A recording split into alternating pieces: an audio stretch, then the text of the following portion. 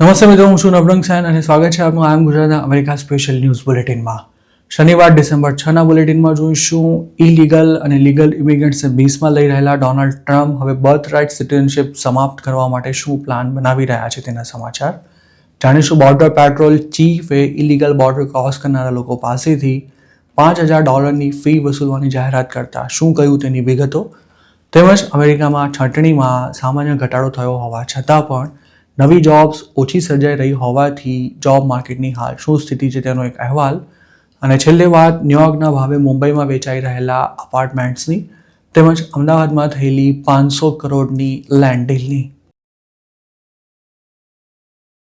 અસાલમના case કરનારા લોકોને મળતી વર્ક પરમિટની વેલિડિટીમાં ધરખમ કાપ મૂકવા સહિતના અનેક આકરા પગલાં લીધા બાદ હવે ટ્રમ્પ એડમિનિસ્ટ્રેશન ફરી બર્થ રાઇટ સિટીઝનશિપને ખતમ કરવા માટે એડી ચોટીનું જોર લગાવવાની તૈયારી કરી રહ્યું છે. અમેરિકાની સુપ્રીમ કોર્ટે ડિસેમ્બર 5ના રોજ આ મામલાની સુનાવણી કરવા માટે તૈયારી બતાવતા જલ્દીથી તેના પર હિયરિંગ શરૂ થવાની શક્યતા છે. આ અગાઉ ફેડરલ કોર્ટ અને અપીલ્સ કોર્ટ આ મામલે ટ્રમ્પ એડમિનિસ્ટ્રેશનની વિરુદ્ધમાં ચુકાદા આપી ચૂક્યા છે અને હવે સુપ્રીમ કોર્ટ તેના પર ફાઇનલ જજમેન્ટ આપવાની છે. અમેરિકાનું બંધારણ દેશમાં જન્મેલા તમામ લોકોને જન્મજાત નાગરિકતા એટલે કે બર્થ રાઇટ સિટીઝનશિપ આપે છે અને આ જોગવાઈ 127 વર્ષ જૂની છે. પણ ઇમિગ્રન્ટ્સની પાછળ હાથ ધોઈને પડી ગયેલા ટ્રમ્પ જેમ ઇલીગલની સાથે લીગલ ઇમિગ્રન્ટ્સ પર પણ સકંજો કસી રહ્યા છે. તેવી જ રીતે અનડોક્યુમેન્ટેડ કે પછી પરમેનન્ટ સ્ટેટસ ન ધરાવતા એલિયન્સના બાળકો યુએસમાં જન્મે છે તેમને પણ તેઓ સિટીઝનશિપ આપવા નથી માંગતા. ટ્રમ્પે પ્રેસિડેન્ટ બનતા જ આ અંગેના એક એક્ઝિક્યુટિવ ઓર્ડર પર સાઇન કરી હતી, જેમાં એવી જોગવાઈ હતી કે યુએસમાં જન્મતા બાળકના માતા અથવા પિતા બંનેમાંથી કોઈ એક પરમેનન્ટ સ્ટેટસ ધરાવતા હોય તો જ તેમના બાળકને યુએસની સિટીઝનશિપ મળી શકશે. જોકે આ એક્ઝિક્યુટિવ ઓર્ડર પર એકથી વધુ રાજ્યોની ફેડરલ કોર્ટે રોક લગાવી દીધી હતી, જેને અપીલ્સ કોર્ટે પણ યથાવત રાખી હતી. જો ટ્રમ્પ બર્થ રાઇટ સિટીઝનશિપ પર રોક લગાવવામાં સફળ રહેશે તો યુએસમાં ઇલીગલી કે પછી H-1B સહિતના અલગ અલગ વિઝા પર રહેતા ઇન્ડિયન્સ પણ તેનાથી પ્રભાવિત થવાના છે. બર્થ રાઇટ સિટીઝનશિપ મામલે ચાલુ વર્ષમાં સુપ્રીમ કોર્ટે લોઅર કોર્ટ્સ પર યુનિવર્સલ ઇન્જંક્શન ઇસ્યુ કરવા સામે રોક લગાવી દીધી હતી, પણ ટ્રમ્પ દ્વારા સાઇન કરવામાં આવેલો એક્ઝિક્યુટિવ ઓર્ડર બંધારણીય છે કે કેમ તેના પર કોર્ટે કોઈ ટિપ્પણી નહોતી કરી અને આ કેસોમાં બર્થ રાઇટ સિટીઝનશિપ અંગે કંઈ કહેવાનું પણ કોર્ટે ટાળ્યું હતું. જોકે ત્યારબાદ પણ ક્લાસ એક્શન લો સૂટ હેઠળ લોઅર કોર્ટ્સે પોતાના ચુકાદા આપવાનું ચાલુ રાખતા અમેરિકાના એકેય સ્ટેટમાં બર્થ રાઇટ સિટીઝનશિપ રદ નથી થઈ શકી.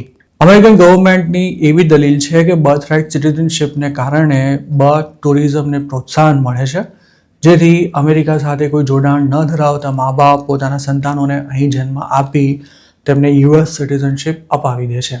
આ પ્રકારે કેટલા બાળકોનો અમેરિકાની ધરતી પર જન્મ થાય છે તેનો કોઈ ચોક્કસ ડેટા અમેરિકાની ગવર્મેન્ટ પાસે નથી, પણ સેન્ટર ફોર ઇમિગ્રેશન સ્ટડીઝનો અંદાજ છે કે દર વર્ષે 20,000 બાળકો બર્થ ટુરિઝમ હેઠળ જન્મે છે.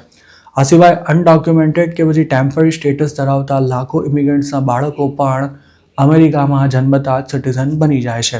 ટ્રમ્પ એડમિનિસ્ટ્રેશનનું એવું પણ કહેવું છે કે દુનિયાના મોટાભાગના દેશો બર્થ રાઇટ સિટીઝનશિપ ન આપતા હોવાથી અમેરિકાએ પણ હવે તેના પર પૂર્ણવિરામ મૂકી દેવું જોઈએ અને તેનો સમય આવી પહોંચ્યો છે.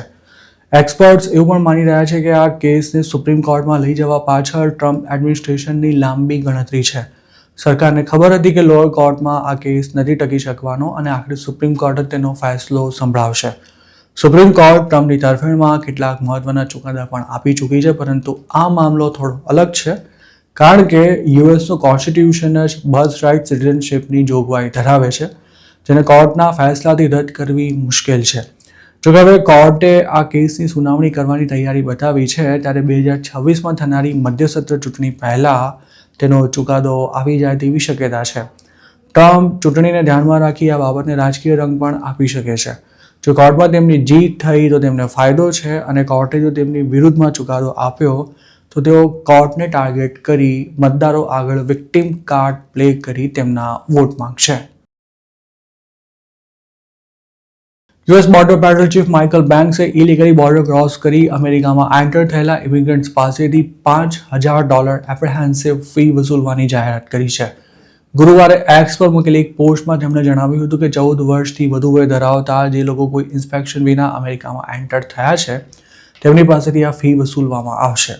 ટ્રમ્પ દ્વારા જુલાઈ 2025માં જે બિગ બ્યુટીફુલ બિલ પર સાઇન કરવામાં આવી હતી તેમાં આ ફીનો પણ સમાવેશ થાય છે. માઇકલ બેન્ક્સે એવી પણ સ્પષ્ટતા કરી છે કે ઇલીગલ ઇમિગ્રન્ટ ક્યાંથી અમેરિકામાં એન્ટર થયા છે, તેઓ કેટલા સમયથી રહે છે તેમજ તેમનું હાલનું લોકેશન શું છે અને તેમની કોઈ ઇમિગ્રેશન પ્રોસિડિંગ્સ ચાલુ છે કે કેમ તેવી કોઈ પણ બાબતને ધ્યાનમાં લીધા સિવાય તમામ એલિયન્સ પાસેથી $5,000 ફી વસૂલવામાં આવશે. અમેરિકાની સરકારે ફાઇનલ રિમૂવલ ઓર્ડર બાદ પણ યુએસ ન છોડનારા લોકો પાસેથી રોજનો $998 દંડ વસૂલવાનું શરૂ કર્યું છે અને DHS દ્વારા આવા લાખો લોકો પાસેથી દંડ વસૂલાત કરવા માટેની નોટિસ પણ ઇસ્યુ કરવામાં આવી છે, જેમાં 21,500 જેટલા એલિયન્સ તો એવા છે કે જેમને $1 મિલિયનથી પણ વધુનો દંડ ચૂકવવાનો થાય છે. તે માત્ર આવા લોકો પાસેથી $6.1 બિલિયન રિકવરી કાઢવામાં આવી છે. આ લોકોએ લોસૂટ પણ ફાઇલ કર્યો છે, જેમાં તેમના લોયરે કોર્ટ સમક્ષ એવી દલીલ કરી છે કે અરજદારો ફેડરલ લોનું પાલન કરવા માટે તમામ સંભવ પ્રયાસ કરી રહ્યા છે, પણ આટલો મોટો દંડ ભરવો તેમના માટે અશક્ય છે. આ લોસૂટ ગુરુવારે જ ફાઇલ થયો હતો અને તે જ દિવસે બોર્ડર પેટ્રોલ ચીફે ઇલીગલી એન્ટર થયેલા લોકો પાસેથી $5,000 ફી વસૂલવાની જાહેરાત કરી હતી. યુએસ બોર્ડર પેટ્રોલ ચીફે ભલે ફી વસૂલવાની જાહેરાત કરી દીધી હોય, પરંતુ આ ફી કઈ રીતે વસૂલાશે અને જે ઇમિગ્રન્ટ ફી નહીં ચૂકવે તેની સામે શું પગલાં લેવાશે તેને લગતી કોઈ ચોખવટ કરવામાં નથી આવી. એટલું જ નહીં, જે લોકો હવે પછી બોર્ડર પર પકડાશે તેમની પાસેથી $5,000 ફી લેવાશે કે પછી અત્યાર સુધી જેટલા લોકો ઇલીગલી અમેરિકામાં એન્ટર થયા છે તે તમામ પાસેથી ફીની વસૂલાત થશે તે પણ ક્લિયર નથી કરવામાં આવ્યું. જે લોકો ઇલીગલી આવ્યા બાદ હાલ લીગલ સ્ટેટસ પર યુએસમાં રહે છે તેમને પણ $5,000 આપવા પડશે કે કેમ તે સવાલનો પણ કોઈ જવાબ બોર્ડર પેટ્રોલ ચીફની સોશિયલ મીડિયા પોસ્ટ પરથી નથી મળી રહ્યો.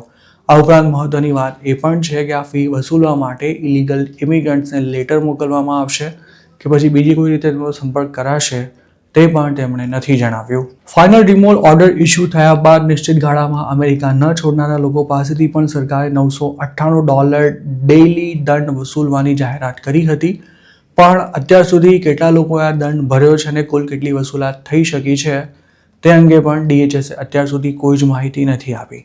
ટ્રમ્પ એડમિનિસ્ટ્રેશન ઇલીગલ ઇમિગ્રન્ટ્સ સામે ચાલીને અમેરિકા છોડી દે તે માટે રોજે રોજ જાતભાતના નિયમો અમલમાં મૂકી રહ્યું છે અને આ નિયમ કે કાયદા હેઠળ ભલે કોઈ મોટી કાર્યવાહી ન થાય, પરંતુ પોતે ઈચ્છે તે ઇમિગ્રન્ટને ગમે ત્યારે તેના હેઠળ ફિટ કરી શકાય તેવી સરકારની ગણતરી હોય તેવું ચિત્ર ઉપસી રહ્યું હોવાનું પણ એક્સપર્ટ્સનું માનવું છે. DHSનો દાવો છે કે અત્યાર સુધી 1.9 મિલિયન અનડોક્યુમેન્ટેડ લોકો સામે ચાલીને અમેરિકા છોડી ચૂક્યા છે. જોકે તેની સામે $1,000 એક્ઝિટ બોનસ અને ફ્રી એર ટિકિટની સ્કીમમાં અમેરિકા છોડનારા લોકોની સંખ્યા 40,000 જેટલી પણ નથી થતી. DHSએ પોતે પણ જે 1.9 મિલિયન લોકોના સેલ્ફ રિમૂવલનો આંકડો આપ્યો છે તેનો કોઈ નક્કર આધાર નથી અને તે થર્ડ પાર્ટી દ્વારા વ્યક્ત કરવામાં આવેલા અંદાજના આધારે ફાઇનલ કરાયો છે. જોકે એક વાત ચોક્કસ છે કે ટ્રમ્પે જે આકરા પગલાં લીધા છે તેના કારણે એક સમયે ઇમિગ્રન્ટ્સના ટોળેટોળાથી ઉભરાતી અમેરિકાની બોર્ડર હાલ સુમસામ થઈ ચૂકી છે અને જે એકલ દોકલ લોકો ક્રોસિંગ કરતી વખતે પકડાય છે તેમને પણ હવે જેલમાંથી છોડવામાં નથી આવી રહ્યા. આ ઉપરાંત જેમના જૂના અસાલેમના કેસીસ પેન્ડિંગ છે તેમને પણ ટ્રમ્પે આડકતરી રીતે સ્પષ્ટ મેસેજ આપી દીધો છે કે આવા તમામ લોકોને અમેરિકા છોડવું જ પડશે. અમેરિકન એમ્પ્લોયર્સ દ્વારા નવેમ્બર મહિનામાં કરવામાં આવેલી છટણીની જાહેરાતોમાં ખાસો ઘટાડો નોંધાયો છે, પણ સામે પક્ષે હાયરિંગ એક્ટિવિટી પણ સાવ ધીમી પડી ગઈ હોવાથી હાલ યુએસના જોબ માર્કેટમાં નો હાયર નો ફાયર જેવી સ્થિતિ જોવા મળી રહી છે. ઇકોનોમીમાં હજુ પણ જોવા મળી રહેલી અનિશ્ચિતતાને કારણે એમ્પ્લોયર્સ નવી ભરતી કરવાનું ટાળી રહ્યા છે, જેમાં ડિમાન્ડમાં થયેલો ઘટાડો તેમજ આયાત પર લાદવામાં આવેલા ટેરિફ્સ મુખ્યત્વે જવાબદાર મનાઈ રહ્યા છે. Global outplacement firm Challenger Gray and ક્રિસમસના જણાવ્યા અનુસાર ઓક્ટોબરની સરખામણીએ નવેમ્બરમાં પહેલેથી નક્કી હોય તેવી છટણીની સંખ્યામાં 53% ઘટાડો થયો હતો. જોકે આ મોટા ઘટાડા બાદ પણ નવેમ્બરમાં 71,321 લોકોને પોતાની જોબ ગુમાવવી પડી હતી અને ઓક્ટોબર 2025ની સરખામણીએ આ આંકડો 24% જેટલો વધારે થાય છે. 2025માં અમેરિકન કંપનીઝે 1.171 મિલિયન લોકોને ફાયર કર્યા છે, જે 2024ના સમાન સમયગાળા કરતાં 54% વધારે છે. તો બીજી તરફ ચાલુ વર્ષમાં નવેમ્બર સુધીમાં જે ભરતી થઈ છે તેની સંખ્યા માત્ર 4,97,151 નોંધાઈ છે, જે 2024ની સરખામણીએ 35% ઓછી છે. મહત્વની વાત એ પણ છે કે 2025માં પ્લાન્ડ હાયરિંગ છેલ્લા 15 વર્ષની સૌથી નીચલી સપાટી પર પહોંચી ગયું છે. જોકે છટણીઓના લાંબા દોર બાદ પણ સ્ટેટ એમ્પ્લોયમેન્ટ બેનિફિટ્સ માટે અપ્લાય કરતા લોકોની સંખ્યામાં કોઈ ખાસ વધારો નથી નોંધાયો, જે દર્શાવી રહ્યું છે કે હાલ યુએસમાં નો હાયર નો ફાયરની પોલિસી હેઠળ કામ ચાલી રહ્યું છે. તો બીજી તરફ ઇમિગ્રેશન એન્ફોર્સમેન્ટને કારણે અમેરિકામાં લેબર સપ્લાય ઘટ્યો હોવાના પણ દાવા થઈ રહ્યા છે, પણ તેમ છતાંય બેરોજગારીના દરમાં વધારો નોંધાઈ રહ્યો છે. મતલબ કે ઇમિગ્રન્ટ્સ દ્વારા છોડવામાં આવેલી જોબ્સ હજુ જોઈએ તેટલા પ્રમાણમાં અમેરિકન્સને નથી મળી રહી. અમેરિકન કંપનીઓની હાયરિંગ અને ફાયરિંગની પોલિસીની વાત કરીએ તો આર્ટિફિશિયલ ઇન્ટેલિજન્સે જોબ માર્કેટમાં જોરદાર તડાફડી બોલાવી હોય તેવી સ્થિતિ છે, અને તેના કારણે એન્ટ્રી લેવલની નોકરીઓને સૌથી મોટો ફટકો પડી રહ્યો હોવાથી ફ્રેશર્સમાં બેરોજગારીનું પ્રમાણ વધી રહ્યું છે. આ સિવાય ટ્રમ્પની ટ્રેડ પોલિસીને કારણે ઇકોનોમિક એન્વાયરમેન્ટમાં અસ્થિરતા ઊભી થઈ છે, જેને લીધે સ્મોલ બિઝનેસીસની સાથે મોટી કંપનીઝમાં પણ હાયરિંગ ઓછું થઈ ગયું છે અને ફાયરિંગ વધી ગયું છે. ચેલેન્જર ગ્રે એન્ડ ક્રિસમસના સિનિયર વાઇસ પ્રેસિડેન્ટ એન્ડ્રુ ચેલેન્જરનું કહેવું છે કે નવેમ્બરમાં છટણીના પ્લાનમાં થયેલો ઘટાડો એક પોઝિટિવ સાઇન ચોક્કસ છે, પણ આગામી સમય કેવો રહેશે તે અંગે હાલ કોઈ અંદાજ લગાવવો મુશ્કેલ છે. નવેમ્બરમાં અમેરિકાની જે કંપનીઝમાં સૌથી વધુ છટણી થઈ છે તેમાં ટેલિકમ્યુનિકેશન પ્રોવાઇડર્સ સૌથી આગળ રહ્યા હતા, જ્યારે તેમના પછી ટેકનોલોજી કંપનીઝ અને ત્રીજા ક્રમે મીટ પ્રોસેસિંગ ફર્મ્સ દ્વારા જોબ્સ પર કાપ મૂકવામાં આવ્યો હતો. નવેમ્બરમાં અનાઉન્સ કરાયેલા પ્લાન્ડ જોબ કટ્સ માટે રિસ્ટ્રક્ચરિંગનું કારણ આપનારા એમ્પ્લોયર્સની સંખ્યા સૌથી વધુ હતી. તો બીજી તરફ એઆઈને કારણે નવેમ્બરમાં 6,280 લોકોને જોબ ગુમાવવી પડી હતી. ચાલુ વર્ષે આર્ટિફિશિયલ ઇન્ટેલિજન્સને લીધે જોબ ગુમાવનારા અમેરિકન્સનો આંકડો 54,694 જેટલો થતો હોવાનો અંદાજ છે. આ સિવાય માર્કેટ અને ઇકોનોમીની કન્ડિશનને ધ્યાનમાં રાખીને પણ કંપનીઓ જોબ કટ્સ અમલમાં મૂકી રહી છે, અને તેના માટે ટેરિફનું કારણ પણ અપાઈ રહ્યું છે.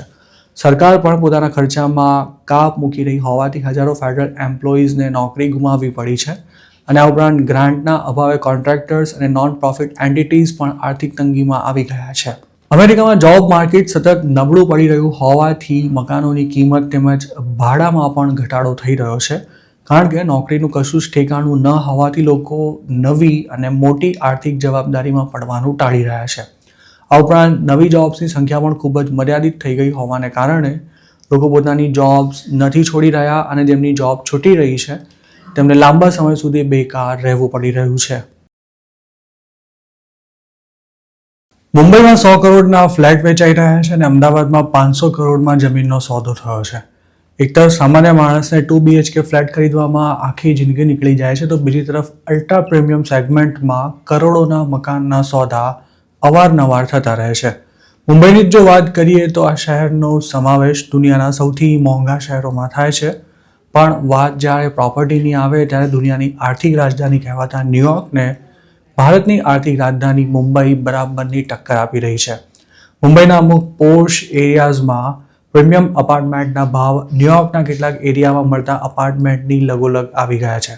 રિયલ એસ્ટેટ કન્સલ્ટન્ટ એનારોક ગ્રુપ અને વેલ્થ મેનેજમેન્ટ ફર્મ 361 વેલ્થનો એક રિપોર્ટ જણાવે છે કે વર્લી એરિયામાં પ્રોપર્ટીના પ્રતિ સ્ક્વેર ફૂટ ભાવ ₹1,00,000 અથવા $1,109 સુધી પહોંચી ગયા છે, અને લોઅર મેનહટનમાં પણ આટલા જ ભાવમાં હાલ અપાર્ટમેન્ટ્સ મળી રહ્યા છે.